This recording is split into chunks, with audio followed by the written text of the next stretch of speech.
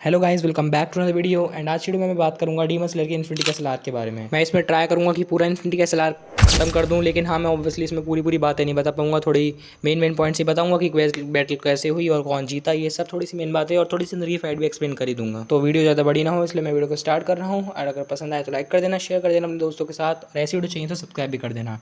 सबसे पहले हमें शिनोबू की पॉइंट ऑफ व्यू से दिखाया जाता है कि उसको डोमा मिल चुका है और अब वो डोमा से लड़ाई करने भी लग चुकी है। और बैटल के बीच में ये भी पता लग चुका है कि एक दूसरे के कंपेनियन है। मेरा मतलब ये है कि शिनोबू की बहन को भी डोमा नहीं मारा था और डोमो का भी पता लग गया कि इसकी बहन को भी मार चुका हूँ, यानी मेरे को मारने के लिए पीछे भागेगी।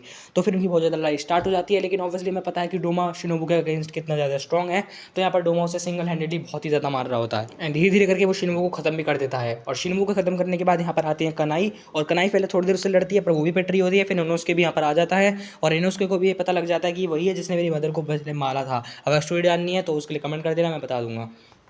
अब इनकी लड़ाई होने लग जाती है, लेकिन फिर भी उसे हरा नहीं पा रहे होते हैं डोमा को। तो डोमा यहाँ पर थोड़ा सा जाने लग जाता है, क्योंकि उसे पता लगता है कि अपर मून कौन सा मर चुका है। ये नहीं बताएगा कि कौन सा मर चुका है। और ये फाइट जो है पैरेलल में चल रही है, तो मैं पता नहीं कि कब किसकी फाइट हो रही है।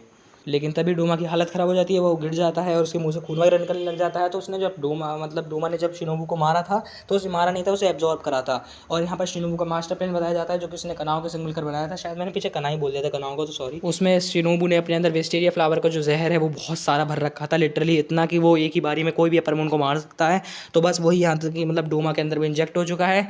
एंड यहाँ पर डोमा जो है बहुत ही ज़्यादा घायल हो चुका है। लेकिन फिर भी जो है वो उसको मारने की कोशिश करते हैं, तो डोमा अपने आपको प्रोटेक्ट करने की कोशिश करता है। लेकिन फिर कनाई अपनी जो है, फिर कनाई बोल दिया, मतलब जो कनाव है वो अपनी कैबिलिटी खोल लेती है वर्मिलियन आई वाली, जिससे उसकी एक आई जो चली जाती है, मतलब अंधी हो जाती है एक आँख से, पर वो उसे हरा देती है, मतलब मिलकर काफ़ी ज़्यादा मारती है उसे। फिर इन उसके बीच से उसे खत्म कर देता है। Upper moon 2 dead. अब आगे सीन दिखाया जाता है मैं जेनिसु का, जिसको मिलता है कायगाकू। अगर कायगाकू कौन है वो भी जानना है तो उसके लिए भी मैं एक परफेक्ट वीडियो बनाऊंगा, कि ज़्यादा आगे गया तो फिर बहुत ज़्यादा लंबी वीडियो हो जाएगी। तो अब इनकी बैटल स्टार्ट हो जाती है। बस मैं इतना बताता हूँ कि जेनिसु जो है कायगाकू संग पहले जो उसके मास्टर थे जिगोरो, उनके संग पढ़ा करता था। और आशिरा ट्रेनिंग आर्म में जेनिसु को जो नोट मिला था जिससे वो बहुत ज़्यादा सीरियस हो गया था, उसमें ये लिखा था कि जिगोरो ने जो है सेंपू यानी सुसाइड कर लिया है। और वो किस लिए, क्योंकि उनका स्टूडेंट जो है डीमन बन चुका है, जो कि कायगाकू है। यानी कायगाकू ने जो है डीमन बन चुका है, मतलब डीमन वालों के साथ हाथ मिला लिया है, क्योंकि वो जेनिसु से और आगे निकलना चाहता था। और वो भी उसको कोकुशिबो नहीं बनाया, मतलब अपर मून बनने से ब्लड दिया, इस वजह से वो इतनी जल्दी अपर मून 6 भी बन गया है। यहाँ पर फाइट थोड़ी सी इक्वल चल रही थी, और यहाँ पर कायगाकू को पता लगता है कि जेनिसु अब काफ़ी ज़्यादा प्रो हो चुका है पहले से। लेकिन फिर कायगाकू को अपने ज़्यादा बहुत ही खतरनाक मूव मारता है अपनी ब्रीथिंग और उसको मिलाकर अपने डीमन आर्ट को। तो उस वजह से जेनिसु फिर ऊपर से गिरने लग जाता है, वो मरने ही वाला होता है। तभी उसकी जो 7th फॉर्म है थंडर ब्रीथिंग की, मतलब वो अपनी अवेकन कर लेता है, जो कि होती नहीं है थंडर ब्रीथिंग, उसने बना ली। और फिर वो 1 हिट कर देता है, और यहाँ पर अपर मून 6 डेड। अब यहाँ पे हमें पहले थोड़ा सा बताया जाता है कि कैसे कैसे फाइट मैनेज हो रही है, मतलब कैसे ही सभी एक दूसरे से लड़ रहे हैं। तो वहाँ बताया जाता है कि उबियाशी का जो लड़का था, मतलब वो सब मर गई थी ना उसकी फैमिली, पर हमें बताया जाता है कि उसके थोड़े से मेंबर अभी जिंदा है, जो कि 8 साल का उसका बेटा है किरिया उबियाशी, वो ही सब कुछ कंट्रोल कर रहा है।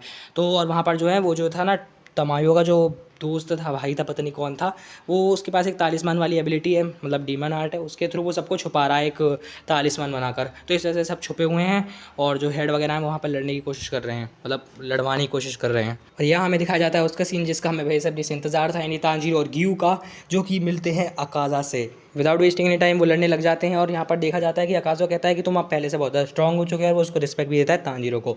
अब यहाँ बैटल के बीच में ये देखने को मिलता है कि गियू और तांजीरो मिलकर भी अकाज़ा को नहीं हरा पा रहे होते हैं। यहाँ पर हम अंदाज़ा लगा सकते हैं कि इस हिसाब से रेनगोकू तांजीरो और गियू से कितने ज़्यादा स्ट्रॉन्ग है, क्योंकि वो रेनगोकू मतलब अकेले ही मिलकर कहाँ ले आए थे अकाज़ा को। पर ये बिल्कुल भी डोमिनेट नहीं कर पा रहे थे, बस अकाज़ा से थोड़ा सा तांजीरो ही खेल पा रहा था, गियू तो बहुत ही वीक था। मतलब यहाँ पर मैं कह रहा हूँ कि रेनगोकू जो है वो गियू से स्ट्रॉन्ग है। मैंने उसके ऊपर एक वीडियो भी बना रखी है, वो तुम देख सकते हो। अब यहाँ पर ये लड़ाई थोड़ी देर तक चलती रहती है, और यहाँ पर गियू बहुत दूर को चला जाता है। तो फिर तांजीरो अकाज़ा से 1 करता है, जो वाकई में बहुत ज़्यादा खतरनाक थी। एंड फाइनल बैटल का कंक्लूजन कुछ ऐसा निकलता है कि वो जो है अकाज़ा का गला काट देते हैं तांजीरो को, लेकिन फिर भी वो रीजनरेट करने लग जाता है अपने गले को। और अब वो इस हालत में थे कि वो रीजनरेट मतलब लड़ने के लिए नहीं उठ पाएंगे, तो बस वो होप हार जाते हैं। लेकिन फिर अकाज़ा का कुछ ऐसा होता है, लाइक उसके जो फैमिली वगैरह थे वो कह रहे थे कि अब हार मान लो, हार मान लो। फिर मूजान भी उसे कह रहा था कि नहीं हार मत मानो, लेकिन फिर भी वो अपनी फैमिली की बात सुनता है। और अपर मून 3 डेड। और ये बैटल डोमा की बैटल से पहले हुई थी, और डोमा को जो पता लगा था कि अपर मून मरा है, वो अकाज़ा ही मरा था। और अब बारी आती है कोकोशिबो यानी अपर मून 1 की, जो कि बिड़ चुका है म्यूचिरो से। म्यूचिरो से अकेले में मिलता है, तो वो इस हिसाब से म्यूचिरो को बहुत ज़्यादा मार रहा होता है। और म्यूचिरो को देखकर वो ये भी कहता है कि तुम बहुत ही ज़्यादा मतलब प्रो हो, लिटरली इतनी कम एज में तुम इतने ज़्यादा खतरनाक बन गए हो। यानी मेरी वाली वीडियो काम आ रही है यहाँ पर। लेकिन कोकोशिबो फिर भी म्यूचिरो को खत्म करने वाला ही होता है, कि तभी वहाँ पर आ जाता है सानेमी। सानेमी उसे बहुत देर तक मारने की कोशिश करता है, फिर भी वो इतना कुछ खास नहीं कर पा रहे थे। फिर धीरे धीरे गेन्या भी आने लग जाता है, मतलब आ ही जाता है वो तो एक संग। फिर वो भी पिटने लग जाता है, यहाँ तक कि गेन्या का जो है एक हाथ काट देता है पूरा कोकोशिबो।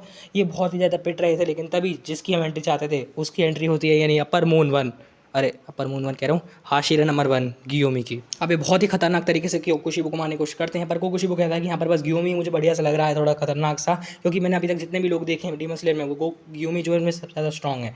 पर फिर भी कोकोशिबो को डोमिनेट नहीं कर पा रहे होते, और यहाँ पर जो है लास्ट में कुछ ऐसा सीन बनता है कि कोकोशिबो को वैसे बहुत ज़्यादा पीट तो देते हैं, पर कोकोशिबो इतनी ताकत रख रहा था कि वो रीजनरेट करके उन्हें मार दे, पर फिर वो जो है शायद लास्ट में हार ही मान लेता है। मतलब यहाँ पर जितने भी अपर मून है ना, उनको हाशिरास कभी हरा ही नहीं पाते अगर वो हार ना मानते, स्पेशली डोमा। अगर डोमा को वो जहर ना देती तो डोमा तो भाई हल्ला ही मचा देता खतरनाक तरीके से। इस बैटल के बीच में हमें ये पता लगता है कि कोकोशिबो कैसे डीमन बना, और योरिची उसका भाई है, और वो योरिची से वो कंपेनियनशिप रखता था, इस वजह से वो डीमन बन गया मुजान के साथ मिलके।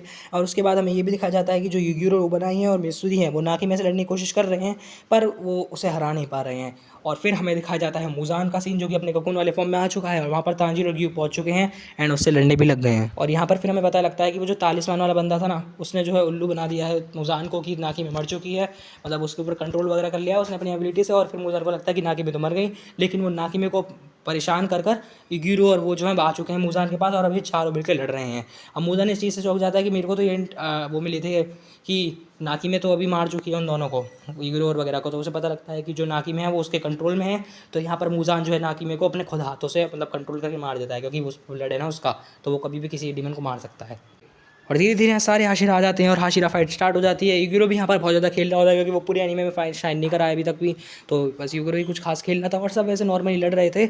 लेकिन जो सबसे ज़्यादा मज़े आते हैं तब जब गियोमी एंटर करता है, तो सबको एक अलग ही मोटिवेशन मिलता है, एंड धीरे धीरे ये मुजान को हरा देते हैं। मतलब सनलाइट से मुजान भी खत्म हो जाता है। बीच में ये होता है कि इन्फिनिटी एसएलआर टूट जाता है, क्योंकि नाकी में तोड़ दी, और नाकी में तोड़ दी तो इन्फिनिटी एसएलआर टूट गया, फिर मुजान भी खत्म हो जाता है। मुजान ने मरते समय एक काम और करता है कि वो तांजीरो में अंदर अपनी सोल डाल देता है, जो कि मतलब ऐसा होता है थोड़ा टाइम के लिए कि तांजीरो बन जाता है डीमन के, यानी मुजान की सोल तांजीरो के अंदर आ जाती है।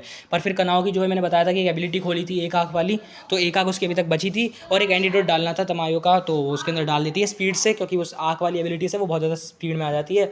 एंड फिर वो तांजीरो के अंदर एंटीडोट डाल देती है, जिससे वो डीमन से हट जाता है, एंड मुजान का पूरी तरीके से एंड हो जाता है। और इसी के साथ इन्फिनिटी का सवाल भी खत्म।